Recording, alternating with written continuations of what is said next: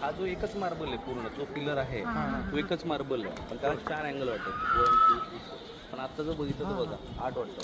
एक 1 2 3 हा एक कटिंग आहे. मोठा स्टोन घेऊन तो कट केलेला आहे, त्याच्यात हे बसवलेलं आहे.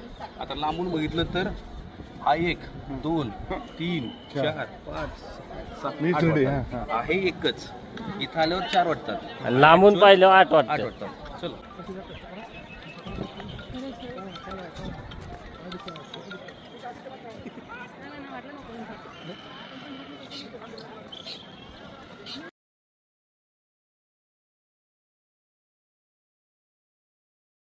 आणि मग जेवण करायला गेलो होतो. काय घेतले ग्लास बघा किती युनिक आहे.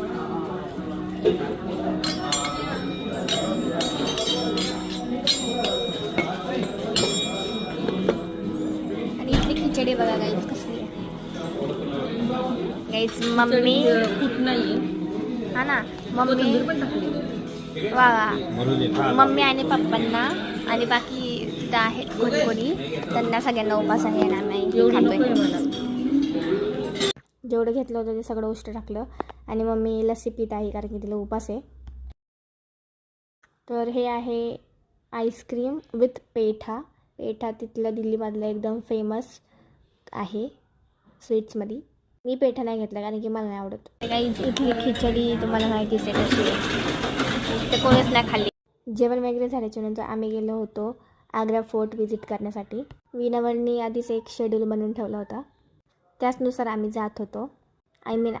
ते आम्हाला घेऊन जात होते. गाईज मेकअप करून यायचा काही फायदाच नाही आहे. अख्खा मेकअप उतरला घामाने. एवढी गरमी, त्याच्यावरून कॅबसुद्धा घातली होती म्हणून. Oh my God. तर आम्ही आतमध्ये जात होतो. खूप काही बरेच नवीन ठिकाणं आम्हाला भेटली, आम्ही एक्सप्लोर केली. गाईड आम्हाला सांगत होते आणि आम्ही इथं बसलो होतो. आणि मला तरी एकतरी गरमी अजिबात सहन होत नाही.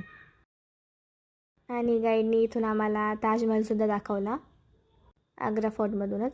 शहर से जब दूसरे शहर में जाते थे वो तो जाते थे घोड़ा गाड़ी, एलिफेंट, कैमल, उन गाड़ी.